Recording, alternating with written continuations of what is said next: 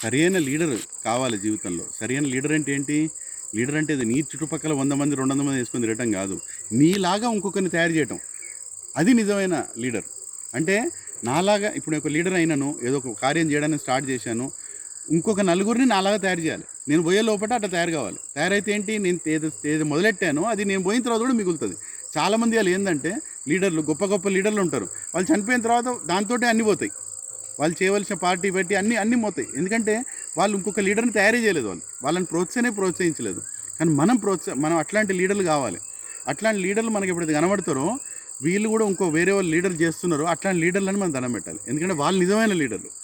ఎవరైతే ఎవరిని కూడా అందరినీ అనిపేసి నేనే గొప్పని, నా చుట్టుపక్కలే అంత తిరగాలని అనుకుంటారో వాళ్ళు నిజమైన లీడర్ కాదు. వాళ్ళు మనని దోచుకుంటున్నారు నేను చెప్పాలంటే. అవునా?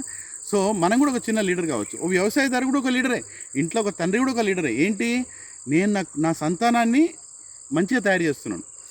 నా లోపల అయితే మంచి క్వాలిటీ ఉన్నాయో వాళ్ళకు కూడా నేర్పిస్తాను. ఇప్పుడు నా పిల్లలకు నేను ఈ మామిడి చెట్టు పెట్టాను చూడండి, ఎంత మంచి మామిడి పండ్లు వచ్చాయి చూడండి. ఇది నేనేం చేస్తున్నాను, ఈ చెట్టుని వచ్చే నా సంతానానికి, వాళ్ళ సంతానానికి అప్పచెప్తున్నాను. వాళ్ళకు కూడా చెప్తున్నాను ఏంటి, మీరు కూడా చెట్లు పెట్టాలి, మీరు కూడా ఇంకోరికి అప్పచెప్పాలి, మీరు కూడా మంచి లీడర్ కావాలి.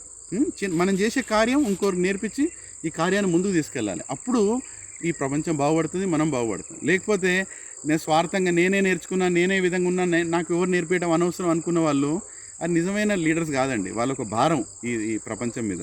ఎంతసేపు నేనే గొప్ప అనుకునే వాళ్ళు భారం.